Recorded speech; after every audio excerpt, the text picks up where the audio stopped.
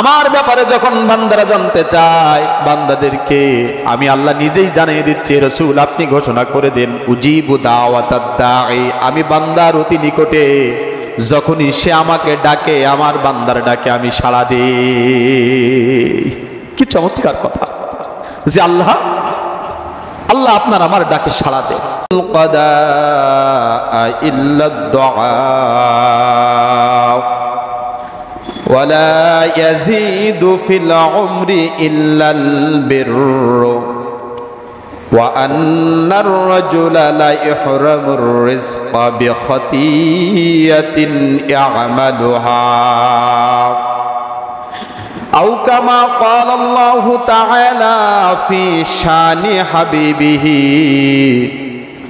إن الله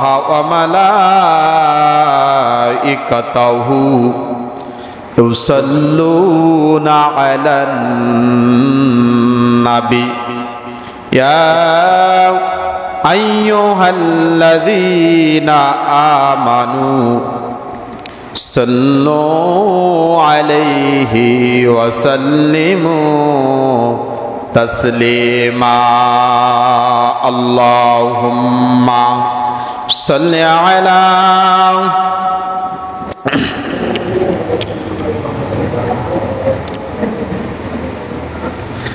وعلى آل سيدنا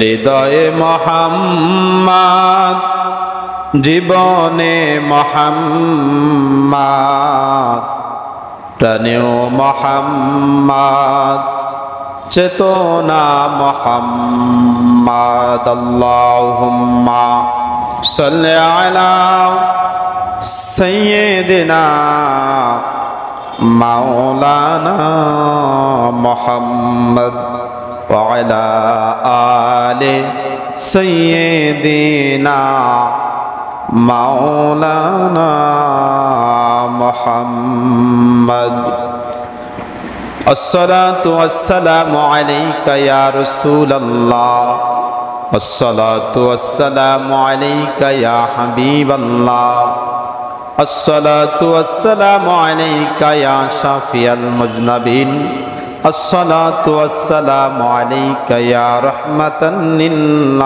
للعالمين রব্বুল আলামিনের দরবারে লাখ কোটি শুকরিয়া যে আল্লাহ তাআলা আপনাকে আমাকে জমার খুতবা দেওয়ার জন্য, খুতবা শোনার জন্য সময় মতো আসবার, বসবার এবং কথা শুনবার সুযোগ যিনি করে দিয়েছেন, সে আল্লাহ তাআলার দরবারে শুকরিয়া আদায় করছি, বলি আলহামদুলিল্লাহ। একটু জোরে সোরে বলি আলহামদুলিল্লাহ, হামদান কাসীরান তাইয়িবান মুবারাকান ফীহি। নবীজির প্রতি দুরূদ এবং সালাম, বিশ্ব নবী মুহাম্মদুর রাসূলুল্লাহ সাল্লাল্লাহু আলাইহি ওয়াসাল্লাম। আমরা আমাদের আলোচনার প্রারম্ভে দোয়া করে নিচ্ছি আমাদের আব্বা মার জন্য, যারা কবরবাসী হয়েছে, যাদের রক্ত আমাদের শরীরের সাথে মিশে আছে, যাদের ত্যাগ, যাদের কষ্ট সবটুকু আমাদের জন্য করেছেন, তাদের জীবনের কষ্ট, পরিশ্রম সন্তানদের জন্য তারা ব্যয় করেছে। আল্লাহ তাআলা যেন আমাদের আব্বা আম্মার কবরগুলোকে মাফ করে দেন, বলি আমিন। প্রিয় ভাইরা, জমার দিনের গুরুত্ব, ফজিলাত, মাহাত্ম্য এর আগে আমরা অনেক আলোচনা করেছি। আল্লাহ তাআলার দয়া, আল্লাহ তাআলার করুণা ছাড়া কোনো মানুষ দিনের পথে, ঈমানের পথে, ভালো কাজে অংশগ্রহণ করতে পারে না। আল্লাহ তাআলা যাদেরকে পছন্দ করেন, যাদেরকে নির্বাচিত করেন, শুধুমাত্র তারাই পারে আল্লাহ তাআলার পথে টিকে থাকতে, আল্লাহ তাআলার পথে চলতে। আল্লাহ তাআলা স্পেশাল বান্দাদেরকে আল্লাহ তাআলা দিনের পথে অবিচল রাখেন, দিনের পথে টিকিয়ে রাখেন, সবাই পারেন না। এজন্য রাসূল সাল্লাল্লাহু আলাইহি সাল্লাম বলেছেন, ৬টি জিনিস আল্লাহ তাআলার কাছ থেকে চেয়ে নিতে হয়। আল্লাহ তাআলার কাছে সব সময় প্রার্থনার মধ্যে এই ৬টা জিনিস আমাদেরকে রাখতে হবে। ১ নম্বর, শারীরিক সুস্থতা। এটা আমাদের চাওয়া পাওয়ার মধ্যে সব সময় থাকবে, আমার শরীরটা সুস্থ থাক, এটা আল্লাহ তাআলার কাছে চাইতে হবে। আর শরীর সুস্থ রাখার মালিক আল্লাহ তাআলা।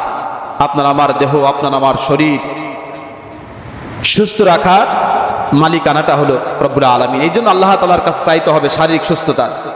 2 নম্বর, আল্লাহ তাআলার কাছে চাইতে হবে হালাল রিজিক। অনেকেই তো টাকা পয়সা, ব্যবসা বাণিজ্য, কাজকর্ম করে, টাকা ইনকাম করে, অনেকেই রিজিক প্রাপ্ত, কিন্তু সেটা হালাল না হারাম। এই জন্য হালাল রিজিকের জন্য আল্লাহ তাআলার কাছে চাইতে হবে, আল্লাহ তাআলার কাছে প্রার্থনা করতে হবে। 3 নম্বর, আপনাকে আমাকে নিরাপদ বাসস্থানের জন্য আল্লাহ তাআলার কাছে চাইতে হবে। আমার বসবাসের জায়গা যেন নিরাপদ হয়, আমার চলাটা যেন নিরাপদ হয়, এটা রব্বুল আলামিনের কাছ থেকে চেয়ে নিতে হয়। 4 নম্বর, নেককার স্ত্রী বা নেককার স্বামী, এটা আল্লাহ তাআলার কাছ থেকে চেয়ে নিতে হয়। মহিলারা, মেয়েরা তার স্বামী যেন নেককার হয়, ভালো হয়, এটাও আল্লাহ তাআলার কাছ থেকে চাইতে হবে। পুরুষদের জন্য যেন একজন নেককার স্ত্রী পায়, এটাও আল্লাহ তাআলার কাছ থেকে চেয়ে নিতে হয়। 5 নম্বর, নেককার সন্তান। আমরা তো আল্লাহ তাআলার কাছে সন্তান চাই, কিন্তু নেককার সন্তান চাই না। এই জন্য নেককার সন্তানের জন্য আল্লাহ তাআলার কাছ থেকে চেয়ে নিতে হয়। 6 নম্বর, ঈমানের সাথে মৃত্যু, এটা আল্লাহ তাআলার কাছ থেকে চেয়ে নিতে হয়। সবাই ঈমান নিয়ে মরতে পারে না। এই 6টা জিনিস আল্লাহ তাআলার কাছ থেকে চেয়ে নিতে হয়। আরেকবার বলি, শারীরিক সুস্থতা, 2 নম্বর হালাল রিজিক, 3 নম্বর নিরাপদ বাসস্থান, 4 নম্বর নেককার স্ত্রী, নেককার স্বামী, 5 নম্বর নেককার সন্তান, 6 নম্বর ঈমানের সাথে মৃত্যু। রাসূল বলেন এই 6টা জিনিস আল্লাহ তাআলার কাছ থেকে তোমরা চেয়ে নাও। একটু খেয়াল করেন, এই 6টা জিনিসের চাবিকাঠি দেখেন আল্লাহ তাআলার কাছে। ঠিক কিনা বলেন? প্রিয় ভাইরা আমার, আমাদের শরীর যদি সুস্থ না থাকে, আমাদের সব অসুস্থ, গোটা পৃথিবীটাই অসুস্থ। এজন্য এটা সবচেয়ে আপনার আমার জীবনের জন্য বড় নিয়ামত, শারীরিক সুস্থতা। এটা রব্বুল আলামিনের কাছ থেকে চাইতে হবে আপনাকে আমাকে, শারীরিক সুস্থ থাকার জন্য, সুঠাম দেহের জন্য, কর্মঠ থাকার জন্য, কাজ করার জন্য যে শরীর দরকার, আল্লাহ তাআলার কাছে চাইতে হবে। হালাল রিজিক, এটাও রব্বুল আলামিনের কাছে চাইতে হবে। অনেকের অনেক টাকা পয়সা আছে, কিন্তু সেটা হালাল না, হারাম ভাবে ইনকাম করে। এই জন্য হালাল রিজিকের পথটা আল্লাহ তাআলা যেন আপনার আমার জন্য প্রসারিত করে দেন, এটাও আল্লাহ তাআলার কাছ থেকে চেয়ে নিতে হয়। হালাল রিজিক আপনার ইবাদত কবুল হওয়ার অন্যতম শর্ত। যেই শরীর হারাম খাবার দিয়ে তৈরি, ওই শরীর কোনোদিন জান্নাতে যাবে না, ওটা জাহান্নামী দেহ। এই রক্ত মাংস শরীর, এটা যদি হালাল খাবার দ্বারা তৈরি না হয়, তাহলে সেটা তো জান্নাতে যাবে না, তার ঠিকানা জাহান্নাম। হালাল খাবার, হালাল বস্ত্র পরিধান করে যদি ইবাদত করা হয়, সেটাও পরিত্যাজ্য, সেটাও কবুল হবে না। এই জন্য হালাল রিজিকের জন্যও রব্বুল আলামিনের কাছে চাইতে হবে যে আল্লাহ, এই পৃথিবীটা রিজিকে তুমি ভরপুর করে দিয়েছো, এর মধ্য থেকে তুমি আমার জন্য হালাল রিজিকের পথ খুলে দাও। এভাবে আল্লাহ তাআলার কাছে চাইতে হবে। এরপরে নিরাপদ বাসস্থান, বাসস্থানটাও আপনার নিরাপদ হতে হবে।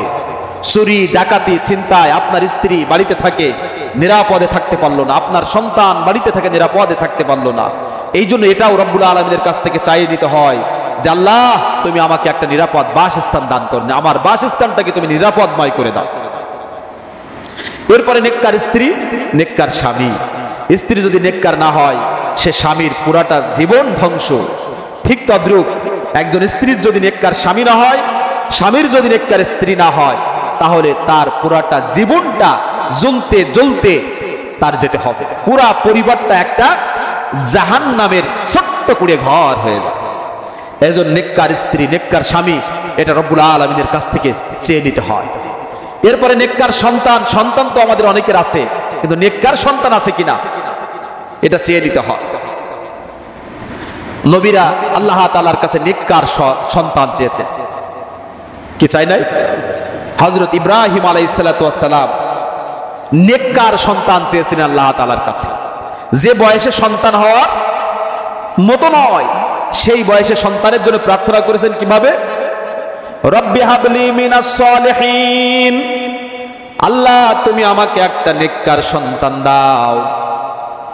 ইব্রাহিম আলাইহিস সালাতু ওয়াস সালাম এ কথা কিন্তু বলেননি আল্লাহ তুমি আমাকে সন্তান দাও, তিনি নেককার সন্তান চেয়েছেন, তিনি শুধু সন্তান চান নাই। এই জন্য আল্লাহ তাআলার কাছে নেককার সন্তান আমাদেরকে চেয়ে নিতে হবে। সন্তান যদি নেককার না হয় আপনার পুরা জীবনটা ধ্বংস। সন্তান যদি নেককার না হয় আপনার প্রতিটা মুহূর্ত জ্বলতে জ্বলতে যেতে হবে। সন্তান যদি নেককার না হয় আপনি বাহিরে বের হবেন, আপনার অপমান অপদস্থ হতে হবে। সন্তান যদি নেককার না হয় আপনি যেখানেই চলবেন আপনি আপনার সন্তানের পরিচয়টুকু পর্যন্ত আপনি দিতে পারবেন না। আপনার যতই বাড়ি থাক, যতই গাড়ি থাক, যত ব্যবসা থাক, এগুলো সব ব্যর্থ হয়ে যাবে। আপনার সন্তান যদি বদকার হয় আপনার কোনো কিছুই টিকে থাকবে না, কোনো কিছুই আপনি রাখতে পারবেন না, সব ধ্বংস হয়ে যাবে। এই জন্য নেককার সন্তানের জন্য রব্বুল আলামিনের কাছে চাইতে হবে। কি কথা বোঝা গেল কিনা? কিন্তু আমরা এটা চাই না আল্লাহ তাআলার কাছে, অথচ রাসূল বলেন তুমি আল্লাহ তাআলার কাছ থেকে চেয়ে নাও নেককার সন্তান, নেককার স্ত্রী আল্লাহ তাআলার কাছ থেকে চেয়ে নাও, নেককার স্বামী আল্লাহ তাআলার কাছ থেকে চেয়ে নাও, নিরাপদ বাসস্থান আল্লাহ তাআলার কাছ থেকে চেয়ে নাও, হালাল রিজিক তুমি আল্লাহ তাআলার কাছ থেকে চেয়ে নাও। অনেকের টাকা পয়সা আছে, অনেকের অর্থ সম্পদ আছে, সব হারাম হারাম খাচ্ছে প্রতিটা মুহূর্ত, ও কোনো কাজে লাগবে না, তার জীবন বরবাদ বরবাদ বরবাদ। এই জন্য এগুলো রব্বুল আলামিনের কাছ থেকে চেয়ে নিতে হয়। অবশেষে সর্বশেষ তুমি আল্লাহ তাআলার কাছ থেকে চেয়ে নাও তোমার মৃত্যুটা যেন ঈমানের উপর হয়, এটা তুমি রব্বুল আলামিনের কাছ থেকে চেয়ে নাও। কারণ ঈমানের উপর টিকে থাকায়, ঈমানের উপর মৃত্যু, এই চাবিকাঠি কার কাছে? এটা আল্লাহ তাআলার কাছে, যে আপনার ঈমান নিয়ে আপনি যেতে পারবেন কি পারবেন না, এটা আল্লাহ তাআলার কাছে। এই ছয়টা জিনিস আল্লাহ তাআলার কাছ থেকে চেয়ে নেওয়ার জন্য রাসূল সাল্লাল্লাহু আলাইহি সাল্লাম উৎসাহিত করেছেন আমাদেরকে। চাইতে পারবেন আল্লাহর কাছে? কি কথা বলেন, চাওয়া দরকার কিনা? চাইবে। 1 নম্বর শারীরিক সুস্থতা, 2 নম্বর হালাল রিজিক, 3 নম্বর নেককার সন্তান, 4 নম্বর নেককার স্বামী নেককার স্ত্রী, 5 নম্বর নিরাপদ বাসস্থান, 6 নম্বর ঈমানের সাথে মৃত্যু। তাহলেই আপনার জীবনটা হবে সুন্দর, প্রশান্তিতে ভরা, আনন্দময় জীবন আপনি গঠন করতে পারবেন। এই 6টা জিনিস, এই 6টা বিষয় যদি আপনার আমার